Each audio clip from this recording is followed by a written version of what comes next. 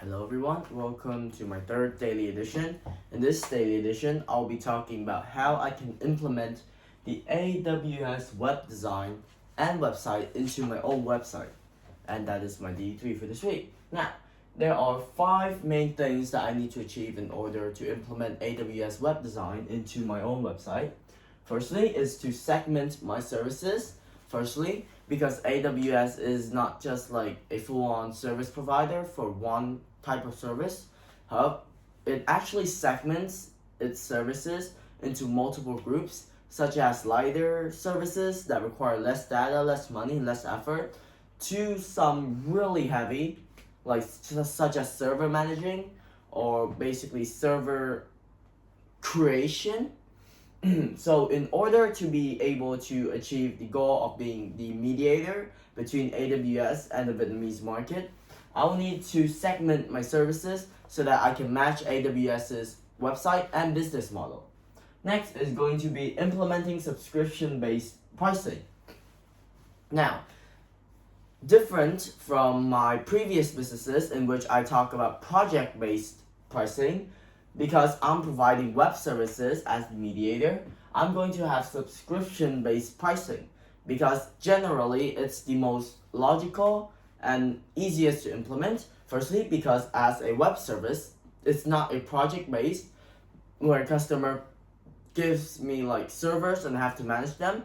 However, it's more of like a subscription, like a premium subscription on YouTube. So in order to pay for my services, the logical pricing method would be to implement subscription-based pricing. Next is going to be focusing on difficult tech services. Now, creating a website. There are already like so many free applications that help you create websites.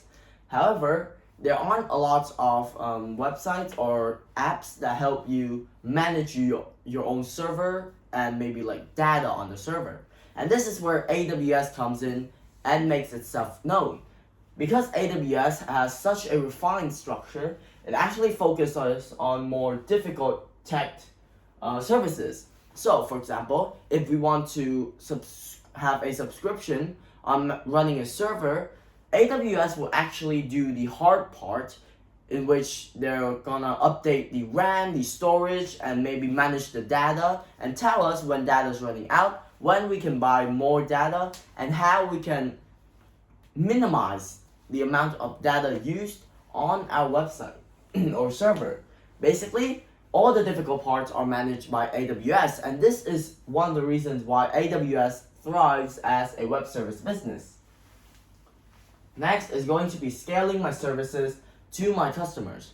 Now, as I've already stated in my business model, there are 3 main types. First is small businesses and startups. Next is SMBs. And lastly are large corporations. In order to have pricing properly, we need to scale our services to our customers. For example, we can't really take a large scale cyber security like increase for a large corporation and give it as a service to a small startup. It doesn't really match, and the startup cannot possibly use it because their business is not up to that level yet. Next, another example is in order for, let's say, from a small startup to an SMB, the link between them is also important because we don't really want to provide any service that's only usable for the small startups or SMBs. We need to provide something in between as well so that their business can use our web services to increase their own business size. And by doing this, we can charge them more for the services and make more money. Lastly is listen to our customers. As a fact, AWS actually takes in around 90% of its customers' review. This is also why, generally, all of Amazon's services is so top grade and like it's really easy to use as well as really adjustable. Because if we give it 1 star, let's say, it will ask us what services or products that it's lacking, and ask us, and we provided to them the reason why we give them only 1 star, and it will personalize our own experience so that we will give them a higher rating. That's basically it. So that is another reason why AWS is so successful. So all of these, as a conclusion, I need to segment my services as well as implement subscription-based prices. Next, I need to focus for my business services. I need to focus on more difficult technicalities and scale my services to more of each of the business's size. And lastly, I need to listen to my customers. These are the 5 main things that I will need in order to implement Amazon Web Services into my own company, Vortex.